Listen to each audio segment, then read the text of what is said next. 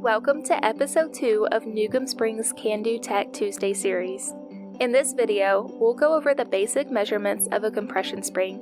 We're excited that you're joining us and hope this video clears up some questions you may have. While there are many types of springs, we will focus solely on compression springs in this video. It's important to note that springs have many measurements, such as load, spring rate, winding direction, etc. However, in this video, we are only reviewing the basic measurements that you can obtain with just a few simple tools. Compression springs are the most common spring produced, and they're found across a vast range of applications. Because of this, you may encounter the daunting task of measuring a spring to find a replacement with the correct dimensions. To measure a compression spring, you will need your spring, calipers, a ruler if the spring is longer than your calipers, and a micrometer if available to get a more precise wire diameter measurement. Let's get to measuring. Using calipers, measure your wire diameter.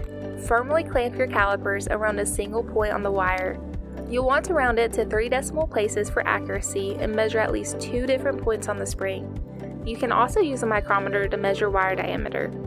Place the wire between the anvil and spindle, turn the ratchet until you hear 3 clicks, and read your results. Next, measure the outer diameter of the spring. Measure from one outer side of the coil's width to the opposite outer side. Measuring from the end coils will typically provide the widest OD, and rotating the spring can be useful for finding the widest point.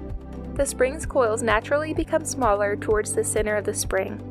The spring's application will need to be considered when determining if you should measure from the middle or end coils. It's important to note that a spring's OD can be designed to be uniform in diameter throughout the spring if needed.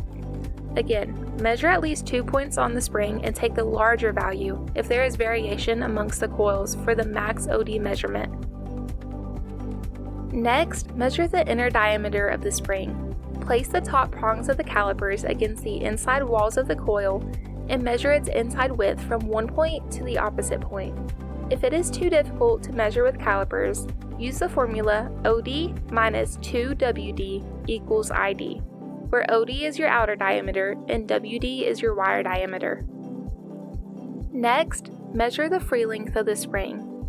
This is the length of the spring when it is uncompressed and in its relaxed state. If the spring is too large, use a ruler or tape measure to measure from one end to the other.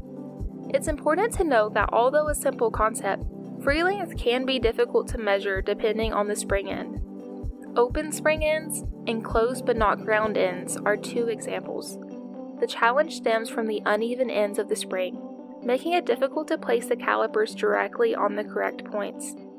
You must measure from the furthest point on one end to the furthest point on the other end to make sure you are getting its true free length. Next, count the number of total coils.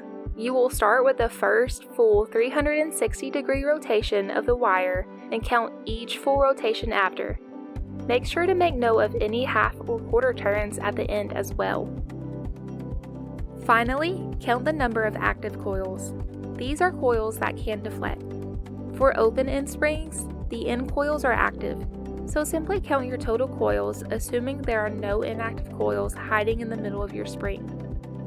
Closed-end coils have at least one inactive coil on each end. And remember, all spring ends can have inactive coils in the middle, so be sure not to count coils with no deflection ability. We hope you enjoyed this video on how to measure a compression spring. If you want more info on our company or would like a quote on your design, contact us at the link in the description. You can find our products, capabilities, locations, and more at newcombspring.com. Please comment below the next topic you want to see covered in one of our Kando Tech Tuesday videos, and stay tuned for more spring industry content. Thanks for watching.